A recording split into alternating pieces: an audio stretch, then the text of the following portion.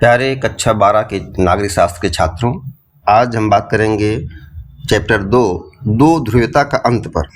दो ध्रुवीयता के अंत की बात आ रही है। अंत कब हो रहा है? जैसा कि आप पढ़ चुके हैं पहले चैप्टर में कि शीत युद्ध चला कब से 1945 से 1991 तक। इस बीच में दो महाशक्तियां रहीं।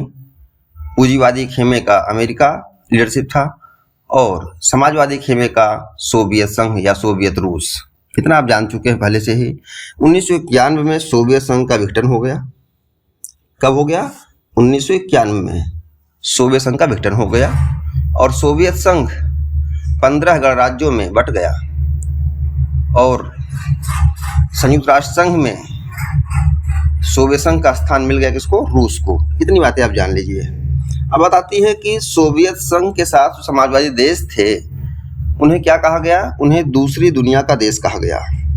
किस देश का? दुनिया का। अब बात आती है कि तीसरी दुनिया के देश कौन से हैं? तो तीसरी दुनिया के देश हैं जो विकासशील देश हैं, जो अल्प विकसित देश हैं, ये तीसरी दुनिया के हैं।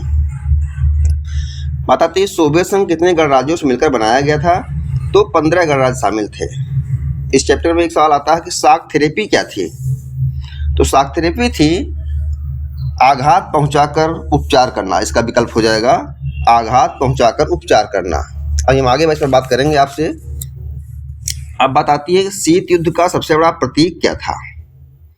हम बता चुके हैं आपको कि बर्लिन की दीवार शीत युद्ध की सबसे बड़ी प्रतीक थी। यह दीवार पूंजीवादी दुनिया और साम्यवादी दुनिया के बीच विभाजन की प्रतीक थी। यह कब बनी? 1961 में बनी थी। कितनी लंबी है? 150 किलोमीटर लंबी है, जो बर्लिन को बांट देती है। पश्चिमी जर्मनी और पूर्वी जर्मनी, पश्चिमी बर्लिन और पूर्वी बर्लिन। और इसे जनता ने 9 नवंबर 1989 को तोड़ दिया और यहाँ से माना जाता है कि शीत युद्ध की समाप्ति की तरफ कदम आगे बढ़ गया। दोबारा दोनों जर्मनी एक हो गए। कब? अक्टूबर 1990 में। सोवियत संघ या सोवियत गणराज्य कब अस्तित्व में आया? सोवियत संघ को, सोवियत गणराज्य को USSR भी कहा जाता है। रूस में जब क्रांति हुई 1917 में और इसके बाद USSR अर्थात सोवियत गणराज्य अस्तित्व में आया। सोवियत राजनीति प्रणाली की धुरी पार्टी कौन थी?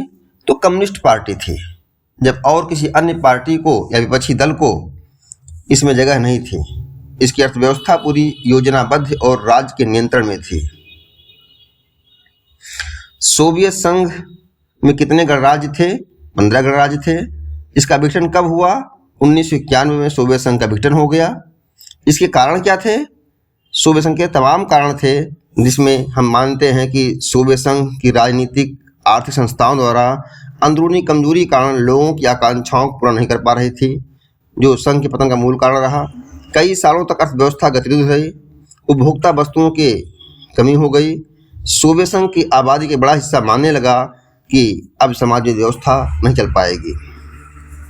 फिर हम बात करते हैं शॉक थेरेपी के बारे में स्पष्ट रूप से कि शॉक थेरेपी कैसे क्या थी। तो शॉक थेरेपी जो थी हमारी, हम देखते हैं कि शॉक थेरेपी मतलब आघात पहुंचा करना। जब सोवियत संघ के राज्य विकसित हो गए, समाजवादी ढांचा टूट गया, तो इनकी अर्थव्यवस्था को सुधारने के लिए जो जिसे कहा गया आघात पहुंचाकर, यानी अंतर्राष्ट्रीय मुद्रा कोष और विश्व बैंक की नीतियों को लागू किया गया अर्थव्यवस्था में। राजनीति में उदारवादी व्यवस्था हुई। समाज के क्षेत्र में समाज खुला होने लगा, यानी लोग अपनी बात कहने लगे। तो ये 3 पॉइंट थे अर्थ की व्यवस्था में, राजनीति की व्यवस्था में और समाज की व्यवस्था में।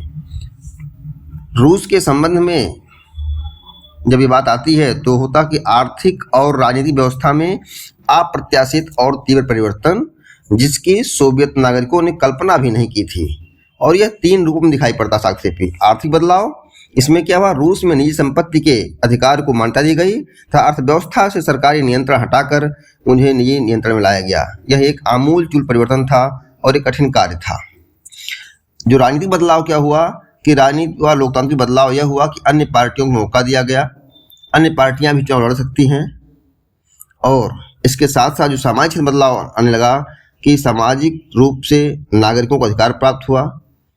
उन्हें पहले काम का अधिकार था, सरकार की तरफ से वो अब नहीं रहा। अपना काम स्वयं करें और अपनी प्रॉपर्टी बनाएं। इस प्रकार शार्क थेरेपी के अंतर्गत था कि राज नियंत्रित साम्यवादी अर्थव्यवस्था स्थान पर निजी अर्थव्यवस्था की शुरुआत, बहुदलीय लोकतंत्र की शुरुआत तथा सामाजिक सुरक्षा की समाप्ति आज 3 तत्व प्रमुख रूप से शामिल थे। सोवियत गणराज्यों का हस्तक्षेप। इसके अलावा हाँ भी आ गए